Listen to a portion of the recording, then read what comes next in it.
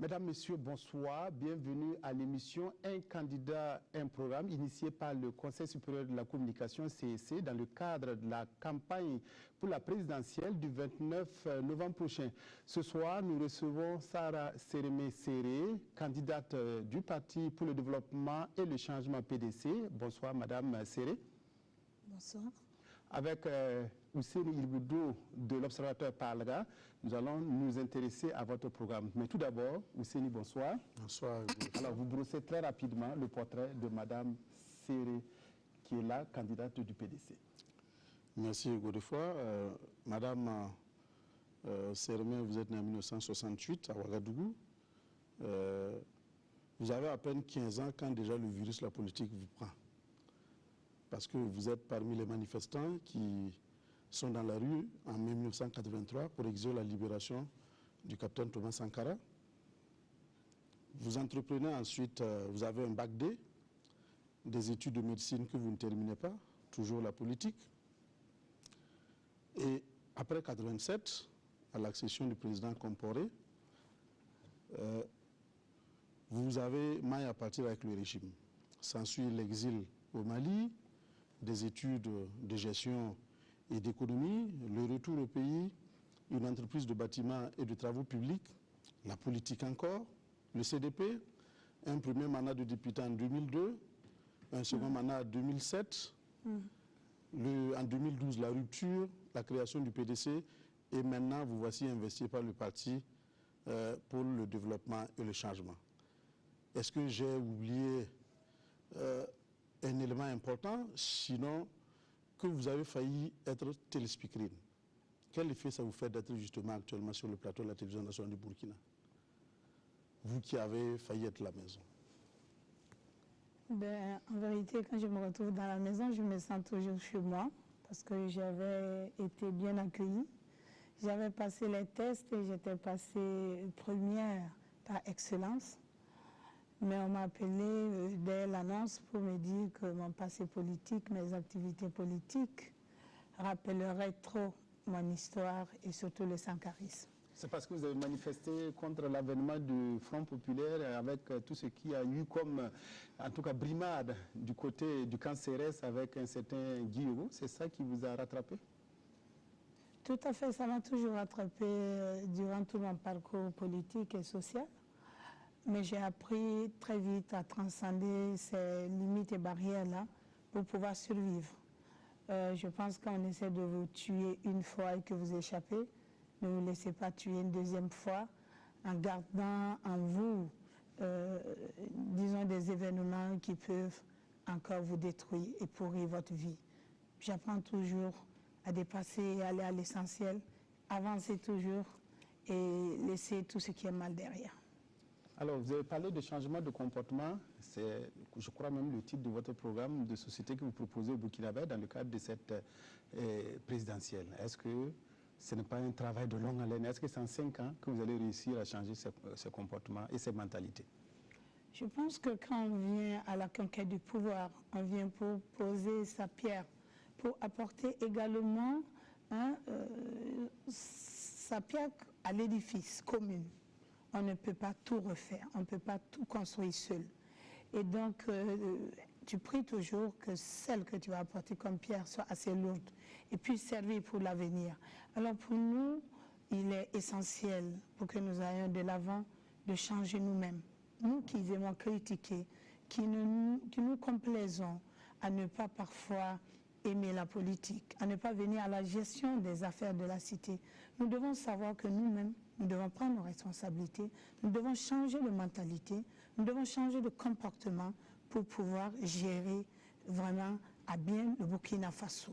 Vous ne pouvez pas agir, même si vous êtes administratif, dans la gabegie, dans la corruption. Vous ne respectez pas l'éthique. Vous n'avez même pas un peu d'audace pour proposer un meilleur être à vos populations et vous espérez changer quelque chose parce que vous passez le temps à insulter les politiciens d'hommes véreux qui ne savent pas quoi apporter à leur pays. Évidemment, s'il n'y a pas d'hommes responsables et consciencieux, ben, la politique fera avec ce qu'elle a de disponible. Alors nous devons tout changer Aujourd'hui, nous partons vers des périodes électorales. Chacun doit comprendre qu'il doit s'y mettre pour choisir l'homme qu'il faut et le mettre à la place qu'il faut pour un Burkina nouveau, pour un Burkina meilleur. Mais vous vous réclamez, madame, de la social-démocratie. Tout à fait. Alors, quel contenu concret revêt pour vous, en fait, justement, ce concept dans un monde quasiment unipolaire, en tout cas, où c'est vraiment, en tout cas, l'économie de marché qui triomphe à tout? Je pense que l'économie de marché seulement ne triomphe pas. Nous avons vu le système capitaliste financer des banques qui étaient en déroute à un moment donné pendant la crise financière. Cela suppose que nous ne savons même pas si aujourd'hui il y a une idéologie fixe qui doit gouverner le monde. La social-démocratie nous permet, nous, surtout africains, qui avons nos valeurs qui sont basées sur les solidarités fondamentales. Quand il y a mangé pour un, il y a mangé pour 10, il y a mangé pour 100. Chacun pour sa Dieu pour tous ne marche pas en Afrique. Alors cela nous permet de jouer beaucoup sur le social, sur la solidarité, sur l'œil de l'État qui ne va pas se désengager de tous les pouvoirs parce que nos populations sont à majorité quand même analphabètes et il ne faut pas les laisser dans un milieu de requins où on viendra les spolier, les exploiter. Et donc nous pourrons agir en même temps dans le sens de ces solidarités fondamentales, tout en ayant une ouverture vers le monde extérieur, parce qu'aujourd'hui, on ne peut pas construire son pays en autarcie, en faisant comme si il n'existe que notre politique seulement. Nous ne pouvons pas construire sans des esprits et des idées innovantes, avec l'entrepreneuriat des jeunes, qui pourront proposer une autre manière de gouverner, une autre manière d'avancer avec notre économie. Parce qu'aujourd'hui, les nouvelles technologies leur permettent d'avoir une vision sans voyager, d'avoir une vision vers une ouverture du monde. Alors pour nous, nous devons aller vers l'ouverture du monde. Nous devons avancer dans les fondements de la modernisation, tout en sachant sauvegarder certaines valeurs intrinsèques à nous. Alors, vous avez parlé d'un nouveau modèle de développement économique, social et écologique que vous voudrez mettre en place. Mais quand on parcourt votre programme, on voit que vous appuyez sur les acquis qui sont déjà là. Est-ce qu'il y aura une rupture? Est-ce qu'avec ça, vous pouvez avoir une rupture? Je pense tout simplement que ceux qui prônent la rupture totale vont en déphasage avec l'évolution de la société. On ne peut pas refaire le monde. On se base sur les acquis. On essaie de jeter un regard sur disons, les limites que nous avons eues. On essaie de les éviter et on se base sur les acquis pour sauter, pour aller de l'avant, pour faire un take-off. Et maintenant, on vient avec d'autres modèles innovants, adaptés à nos réalités actuelles. Parce que ceux qui ont pu avoir des acquis l'ont fait à un temps T précis. Vous avez d'autres, vous avancez dans le fondement du modernisme avec d'autres réalités et vous devez tenir compte de ces réalités et essayer maintenant d'implémenter une vision adaptée, appropriée, pas seulement élaborée dans les laboratoires comme nous aimons le dire. Nous devons vraiment, véritablement nous asseoir. Arrêter avec les plans et projets qui sont pleins dans nos tiroirs et nous ne faisons que les répéter au fond.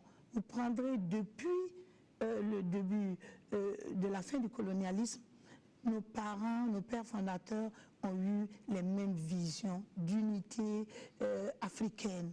Les grands projets, comme vous avez vu Maurice Amiogola faire avec les grands barrages, avec le bois de Boulogne, avec les grands ministères, ils ont toujours eu envie d'aller de l'avant. Mais nous faisons quoi de mieux? Au contraire, on a l'impression que nous avons reculé. Basons-nous sur les acquis, ayons de l'innovation, essayons d'importer les nouvelles technologies sans nous accrocher seulement à ces nouvelles technologies. Développons beaucoup la science et la recherche, revoyons notre système éducatif, rendons-le vraiment performant et adapté aux besoins du marché. Essayons d'avoir une santé réelle pour tous et nous pourrons construire un Burkina Faso solidaire, nous pourrons engendrer l'emploi en développant, en nous basant sur notre productivité, sur le potentiel existant réellement, en commençant par le capital humain qui est en majorité jeune, le capital en ressources naturelles que nous transformerons à travers le développement industriel, à travers cette transformation agroalimentaire pour ne pas continuer à manger et avoir dans nos plats tout ce qui nous vient de l'extérieur. Oui, vous parliez tantôt du problème de la jeunesse. L'un des problèmes essentiels, c'est le problème du chômage. Dans votre programme, vous promettez en tout cas de créer 100 000 emplois. 100 000, c'est bien ça? 100 000 emplois par an pendant 5 ans. Alors, dans quel secteur est-ce que vous allez justement vous investir et comment est-ce que vous allez vous y prendre pour parvenir à relever ce défi? Je pense sur le problème d'employabilité, nous projetons plus. Nous avons toujours une moyenne, mais nous souhaitons plus. Parce qu'il faut tenir compte de l'auto-emploi qui peut être engendré par la jeunesse, par des financements bien appropriés, bien étudiés, par un accompagnement des experts pour que ceux qui prendront ces microcrédits ne se perdent pas. Nous pourrions créer une banque pour les jeunes, pour les aider à s'installer, à avoir de jeunes entrepreneurs, soit groupés, soit individuels. Nous pourrons amener ce secteur informel à être plus performant. Nous n'avons pas besoin de travailler vers la diplômite pour aller de l'avant et pour avoir des idées vraiment ingénieuses. Nous l'avons vu avec le papa Kanazo, et paix à son âme, qui n'a pas fait un jour d'école. Mais mon cher, qui était l'un des plus riches, sinon le plus riche de Burkina Faso, nous l'avons vu avec Pierre Bérégovoy en France, qui a été Premier ministre quand même, sans avoir fait l'école. Nous l'avons vu avec Lula du Brésil, qui a engendré lui-même en tant que président, disons, le développement de son pays, le Brésil, l'émergence du Brésil, et pourtant il n'était qu'un ouvrier à travers les syndicats. Ça veut dire que nous n'avons pas de complexe à avoir, nous devons amener les jeunes à vraiment se former autrement. Ne pas seulement être guidés par l'enseignement général, mais aller vers l'enseignement technique et professionnalisant qui leur permettrait de se prendre en charge, de générer, de créer de l'emploi et de pouvoir aider leur famille et aider leur société. Alors tous les candidats disent qu'ils vont développer l'enseignement professionnel. Et votre particularité à vous, c'est quoi? La différence, c'est que entre les théories et la pratique, il y a une différence. Moi, j'ai la sensibilité de mère qui est là. Je ne pourrai jamais œuvrer en oubliant la jeunesse. Ce sont nos enfants. Je ne pourrai jamais œuvrer à diriger un pays en ne pensant qu'à des strapontins, qu'à, disons, remplir des comptes à banque à l'extérieur, en oubliant le peuple, les populations. J'ai cette sensibilité qui m'amènerait à appliquer réellement les politiques que je vais prôner. C'est cela la différence, parce que je ne viens pas pour chercher le pouvoir pour le pouvoir. Sinon, le 2 novembre, j'ai eu l'occasion de prendre le pouvoir dans la rue, mais je l'ai laissé à d'autres, en préférant le prendre par la voie des autres. Et là encore, c'était des péripéties qui sont retracées dans l'histoire. Madame Sarah Sérimé-Séré, vous avez estimé votre projet à 12 000 milliards. 12 000 milliards, 500 000. Voilà. Alors, est-ce que c'est avec la mobilisation de quelles ressources vous avez parlé, en tout cas d'initier de nouvelles recettes, par exemple sur le foncier, sur... voilà, bref. Vous pensez, moi je pense aberrant d'être toujours à 1664 milliards pour un pays comme le nôtre. Je l'ai vu au Sénégal avec le président Abdoulaye Wade. Vous savez, c'est pas tout qui est mauvais en un président. Hein. Il peut dériver, d'accord, mais il a parfois de bonnes initiatives. Où il a doublé carrément, disons, son PIB. Sur quel levier vous allez donc vous appuyer pour... Mais justement, pour nous, nous en avons beaucoup. Nous avons beaucoup d'atouts. Au niveau... Actuellement, au Burkina, nous avons trop d'évasion fiscale. Et nous le savons. Nous avons trop de corruption. Et il n'y a pas de justice équitable. L'impunité régit et ce qui permet aux gens de s'engoncer dans cette corruption. Nous avons cette perte de devises énorme parce que nous ne consommons pas ce que nous produisons.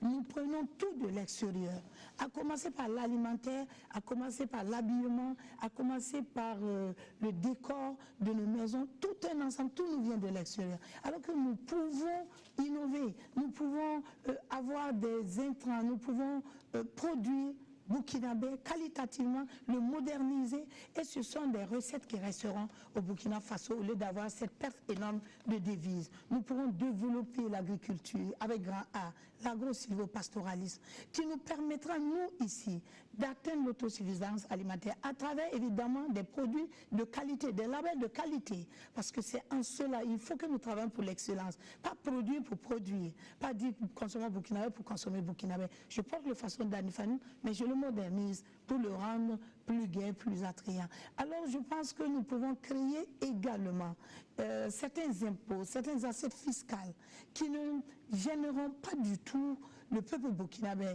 ni la majorité des populations qui sont pauvres, ni non plus nous nous attaquerons pas forcément aux plus riches pour faire fuir également l'impôt, parce que trop d'impôts tue l'impôt. Donc nous verrons ensemble, et nous l'avons déjà élaboré dans tous les plans que nous avons ici, comment faire pour atteindre les 2500 milliards par an minimum.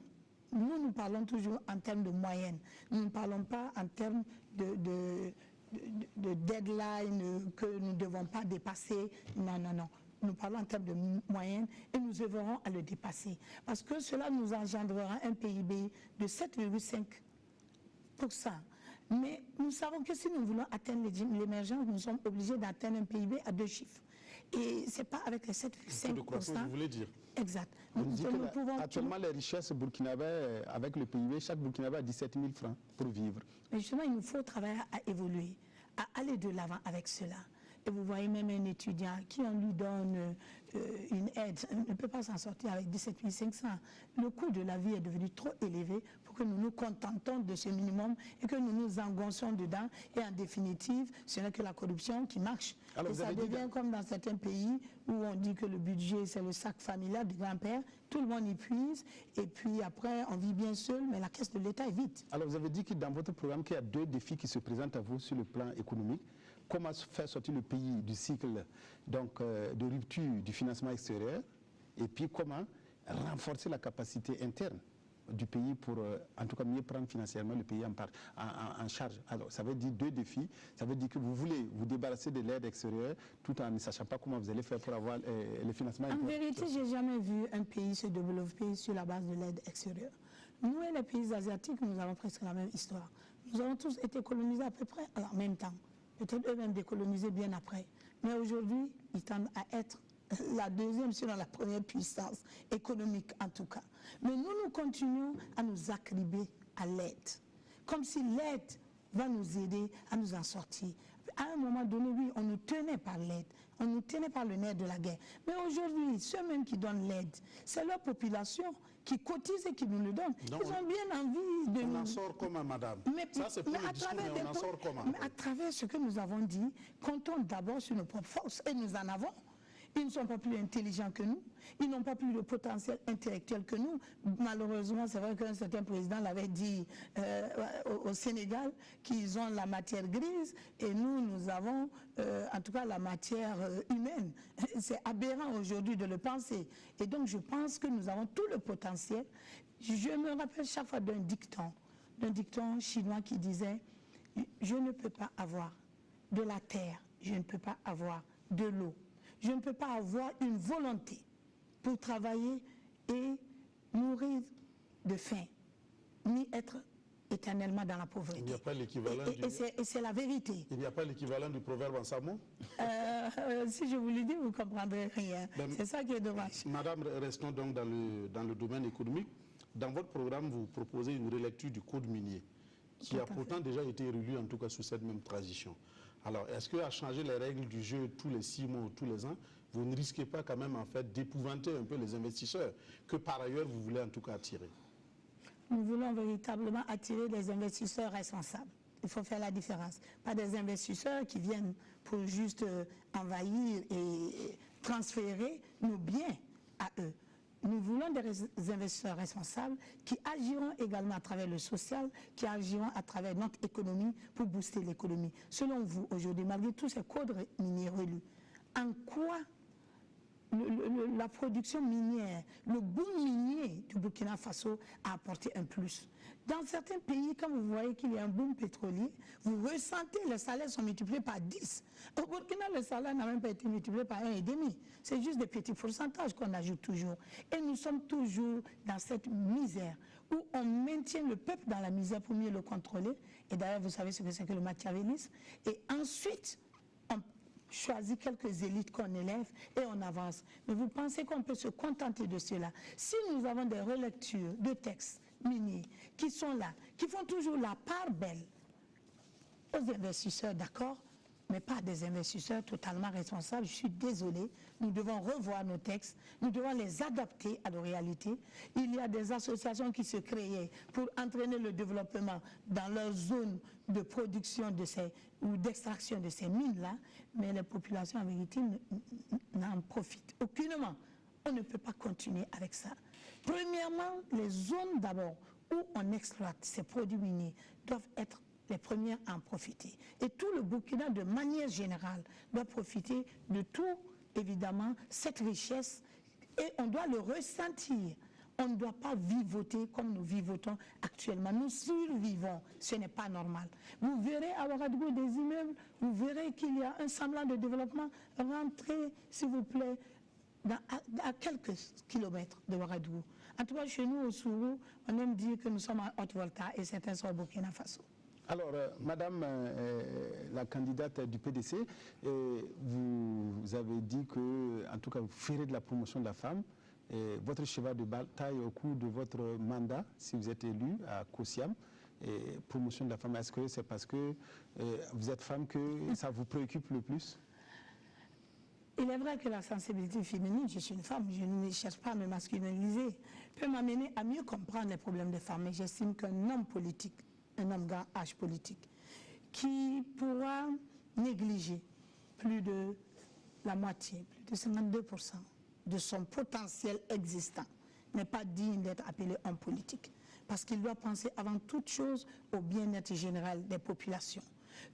Un homme politique qui penserait à négliger 70% de la population qui est jeune n'est pas digne d'être homme politique. Et c'est pourquoi nous avons toujours dit, nous avons ces deux souches, ces deux couches sociales qui seront comme notre leitmotiv, où nous nous battrons pour leur bien-être. Parce que dès que la femme a suffisamment de moyens, même un minimum de moyens, à travers des activités génératrices de revenus, et d'ailleurs nous pensons à la création d'une banque réelle pour les femmes, pas seulement des microcrédits, parce que les autres banques ne leur permettent pas, avec les conditionnalités, d'avoir des crédits qui leur permettent vraiment de s'investir. Nous pensons que quand une femme en a, toute la famille en profite. Les enfants vont à l'école, les enfants mangent bien, le mari trouve toujours à manger à la maison, et il y a le bien-être ambiant qui est là. Nous pensons que quand les jeunes ont du travail et sont encadrés, j'insiste bien, sont installés, il ne faut pas les former également et les laisser à eux-mêmes, mais il faut un suivi. Il faut une installation avec la technologie nécessaire. Sinon, si on est formé et qu'après on n'a pas les moyens de s'installer, on retombe évidemment dans la situation d'avant. Alors pour nous, c'est essentiel, ces deux couches-là, si nous tenons à aller de l'avant. Nous ne pouvons pas avoir 20% d'aînés qui gèrent 80% de nos postes de direction et de nos ressources. Et 80% de jeunes ou de femmes qui gèrent à peine 20% de nos ressources. C'est une aberration. Vous parlez tantôt de formation. Aujourd'hui, on ne sait même plus en quelle année académique nous sommes à l'université de Ouagadougou. Si vous vous installez demain à Kosiam, quel genre de décisions, de mesures vigoureuses vous allez prendre pour redynamiser l'enseignement supérieur en fait au Burkina, qui est pratiquement dans un état assez comateux? C'est le mot, vraiment comateux, sinon déjà avec un pied dans la tombe, si j'ose dire. Parce qu'il y a eu une négligence express faite vers le système éducatif. Tout le monde sait qu'un peuple éduqué ne peut pas être manipulé au doigt et à l'œil. Et tout le monde sait que quand on veut durer au pouvoir, il faut tout faire pour ne pas laisser son peuple être éduqué et éveillé. Vous êtes en train d'insinuer que ça a été fait exprès? Ça, je l'affirme. Je l'affirme parce que c'est trop criard. C'est trop criard comme erreur, je n'ose pas dire erreur, comme acte qui a été posé. Maintenant, il faut aller à l'université, voir les réalités des étudiants. Moi, quand on a chassé les étudiants, on les a mis dans les rues, sincèrement, j'ose dire, avec honte, que j'ai compris la situation de l'étudiant qui se lève à 4 h du matin, 3 h du matin, pour pouvoir espérer être en salle afin d'écouter le message, qui dort parfois en classe sur des bancs, lave son visage en salle là-bas, peut faire une semaine sans se laver parce qu'il a envie d'avoir le savoir. Mais ce n'est pas possible que notre relève soit abandonnée ainsi. Je suis rentrée dans des salles de professeurs, des professeurs agrégés, où il n'y avait même pas un demi-plafond. Qu'est-ce que ça c'était des souris et des... Mais justement, c'est pour dire... Le diagnostic, il est connu, archi connu. C'est pour dire que nous travaillerons à d'abord qu'il y ait suffisamment d'infrastructures, qu'il y ait suffisamment de moyens, que les enfants soient accompagnés, qu'il y ait des bourses. On nous dit que c'est de l'utopie. Moi, je ne pense pas que ce soit de l'utopie. Parce que notre système économique, nos valeurs sont plutôt spoliées. Nous pensons qu'il doit y avoir des bourses conséquentes. Si nous sommes tous là, cette génération, c'est parce que nous avons été accompagnés. À un moment donné, ne serait-ce que par les 37 500, comme on les appelait. Et on étudiait pour avoir le bac, pour pouvoir avoir cela. Mais aujourd'hui, les étudiants ont quoi comme accompagnement? Nous travaillons aussi, au-delà de l'université, à ce que certains puissent travailler rapidement, mais à travers leurs fonctions, qu'ils puissent continuer à se former. Mais il faut d'abord résoudre concrètement le problème actuel, les années qui se chevauchent, le blanchiment technique, le LMD, tout ça qui est mélangé. Qu'est-ce que vous allez faire? Est-ce que si vous venez, vous allez remettre tout à plat pour recommencer à zéro? Je ne sais pas si on peut remettre, moi j'aime pas le mot mettre tout à plat, mais ce qui est sûr, nous allons booster, nous allons donner des coups de cravache pour que ça bouge. Nous allons, vous voyez les professeurs de l'université, nous allons les remettre dans des conditions qui leur permettent de travailler, parce qu'ils ont un salaire bas, il faut le dire. L'enseignement de manière générale, ils ont un traitement salarial vraiment très bas. Nous allons œuvrer à ce que les étudiants soient dans les conditions également, que ce soit sur le plan infrastructurel, sur le plan alimentaire, sur le plan de l'enseignement l'ivresse, qu'ils soient dans les conditions pour étudier, parce que c'est notre relève. Autant nous avons besoin d'élite, autant nous avons besoin de jeunes très professionnalisants, mais autant nous n'avons pas le droit d'abandonner l'éducation. Nous allons injecter suffisamment de moyens en tenant compte de notre budget et non de l'aide pour aider vraiment cette frange-là à pouvoir être l'élite auquel nous espérons, l'élite qui va sortir le Burkina Faso disons, des carcans dans lesquels nous sommes aujourd'hui. Mais vous parlez tantôt de traitement et salaire. Dans votre programme, vous promettez d'instaurer un statut unique pour tous les fonctionnaires du Burkina Faso. Alors les statuts particuliers. Comment est-ce que vous comptez gérer les statuts particuliers qui pleuvent pratiquement dans toutes les corporations? Non, parce que d'autres ont trop compris les statuts particuliers. Vous les abrogez? Non. Nous pensons qu'il y a des domaines où il faut forcément œuvrer à avoir des statuts particuliers. Mais la majeure partie doit avoir un statut unique. Parce que de manière générale, je pense que le salaire du Burkinabé est bas. Il y avait un moment où nous étions une exemplarité. Mais aujourd'hui, franchement, nous regardons les autres avec envie. Moi, quand j'étais réfugié au Mali, le salaire du Mali ne valait pas le tiers, même pas le quart du salaire du Burkinabé. Mais aujourd'hui, il nous double quasiment. Nous ne sommes plus une référence et nous devons apprendre à rester toujours une référence. Donc nous parlons de manière générale où le statut unique permettra aux fonctionnaires de vivre décemment, de vivre bien et de ne pas avoir envie d'agir toujours à travers la corruption, à travers le manque d'éthique pour pouvoir vivre, être à l'aise. Mais il y a des statuts, que ce soit dans le domaine de la santé ou de l'enseignement, où sincèrement nous serons obligés d'agir conséquemment pour que ces personnels-là puissent vraiment booster la santé pour tous, puissent entraîner aussi l'éducation, la meilleure éducation pour tous. Alors, le temps qui vous était imparti, parce qu'on n'a pas pu commencer l'enregistrement à l'heure voulue, donc vous n'aurez pas une heure pleine, vous aurez juste la demi-heure. Le temps qui vous était imparti tire vers sa fin. Est-ce que vous pouvez nous dire pourquoi vous êtes candidate du PDC pour cette élection de novembre 2015? Je ne sais même pas comment répondre à cette question. Je suis une citoyenne comme tout le monde. Je suis une citoyenne qui a envie d'apporter ma pierre à l'édification de son pays. Je suis un homme politique avec grand H qui vient pour également implémenter des visions et avec tout ce que j'ai subi, tout ce que j'ai vécu.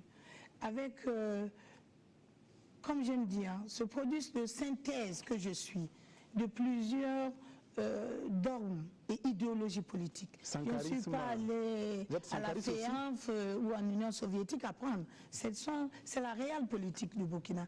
Je suis sankariste dans l'âme.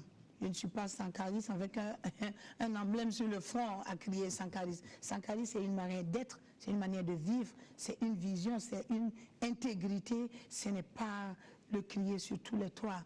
Et comme j'aime le dire, je défie quiconque qui aurait pu donner sa vie plus que moi, Sarah Nseremé, pour les visions et les idéaux de Thomas Sankara. Vous acceptez d'être une passionnariat? Je ne suis pas une passionnariat, parce que je fais la part des choses. Je prends, par exemple, cette période que j'ai vécue, je regarde les erreurs qui ont été faites, parce qu'il y en a eu, personne n'est parfait, je les laisse de côté et j'avance. Et je puise partout, dans tous les systèmes auxquels j'ai participé ou non, je puise même les systèmes qui existaient avant que je ne naisse, j'y puise l'essentiel qui peut être bien pour le Burkina Faso, pour construire le Burkina Faso.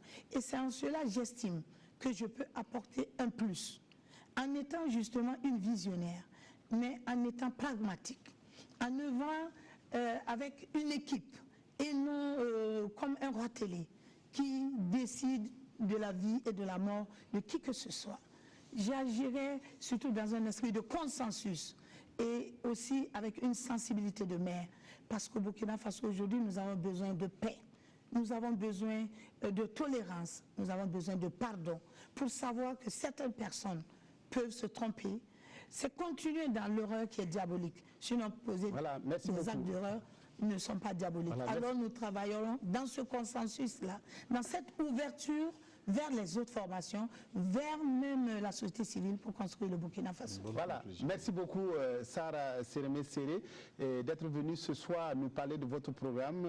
Le temps a été divisé en deux, je le disais tantôt, parce que cet enregistrement a commencé en retard. Et nous allons vous remercier d'être venu, en tout cas nous parler de votre société, projet de société, de nous parler de votre programme et d'appeler les Burkinabés, en tout cas s'intéresser à vous. Hussein Ilboudo se joint à moi pour vous remercier. C'était une émission du Conseil supérieur de la communication, un candidat, un programme. Bonsoir et à la prochaine. Même s'il est petit, le Burkina demeure mon pays. Même si on n'a pas d'argent, je suis fier d'être de ce beau pays. Même s'il est petit, le Burkina demeure mon pays. Même s'il est coma, pour moi il n'y a pas plus beau pays que le mien.